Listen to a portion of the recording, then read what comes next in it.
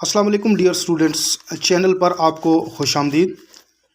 आज हम second year का एक और जो उन्वान है उसको देखेंगे, जो कि आपके हिस्सा मारूज़ी में शामिल है, और वो है रमूज़ औकाफ़।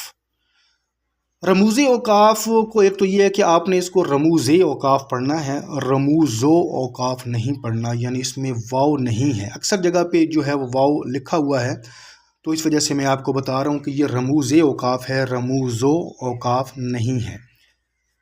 रमूज़ जो है ये रम्ज़ की जमा है और इसका मतलब होता है इशारे या अलामतें।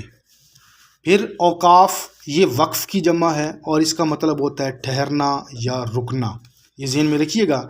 अब हम इसकी तारीफ़ देखते हैं कि ऐसी अलामात, या हम इसको कह सकते हैं कि ऐसे इशारे जो तहरीर में यानी लिखने में एक जुमले को दूसरे जुमले से या किसी लफ्ज़ को दूसरे लफ्ज़ से अलग करने के लिए, जुदा करने के लिए इस्तेमाल होती हैं या इशारे इस्तेमाल होते हैं, तो उनको हम रमूज़ औकाफ़ कहते हैं। और इंग्लिश में इनको पंक्चुएशन भी जो है वो कहा गया है। अब आगे देखिएगा, इसकी मैं एक मिसाल जो है वो आपको देता हूँ। वो मिसाल कौन सी है?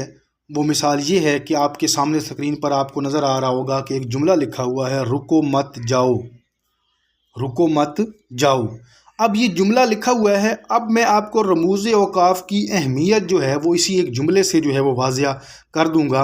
अब देखिए, यहाँ पे हमें समझ नहीं आ रही कि जो है ये क्या कह रहा है कि रुको मत जाओ, यानी ये समझ नहीं आ रही कि ये रोक रहा है या कह रहा है कि रुको मत, तुम चले जाओ। अब ज़रा देखिएगा कि अगर हम इसमें रमूज़ औकाफ़ का इस्तेमाल करते हैं।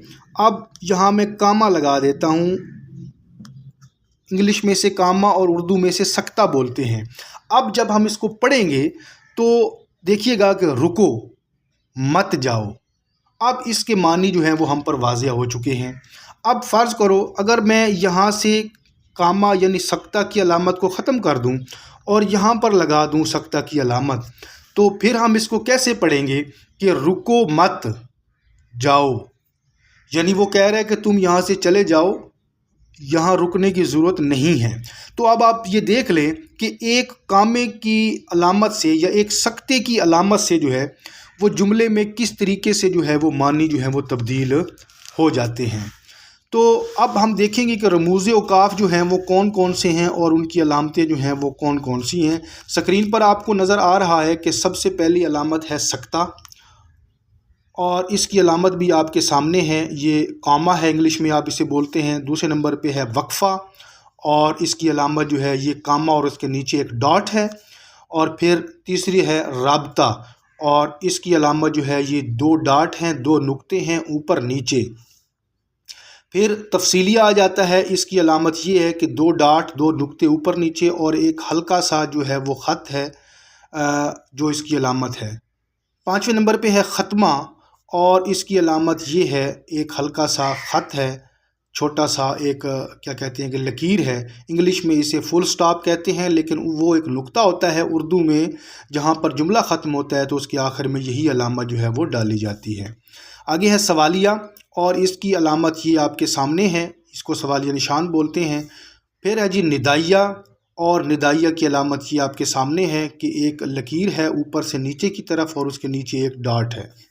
फिर वावैन, यानी इंग्लिश में आप इन्हें इन्वर्टेड कामाज भी बोलते हैं, ये इसकी अलामत है। फिर है जी कौसैन, और कौसैन की अलामत ये है जिसे आप गालिबन छोटी ब्रैकेट भी बोलते होंगे। और आखिरी जो है 10 नंबर पे वो है ख़त, और ख़त की अलामत जो है वो ये आपके सामने जो स्क्रीन पर आपको नज़र आ रही है।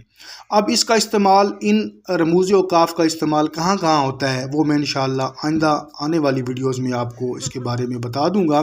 फ़िलहाल हम ये देखते हैं कि पेपर में सवाल जो है वो कैसे आएगा, यानी हिस्सा मारूज़ी में ये सवाल कैसे आ सकता है।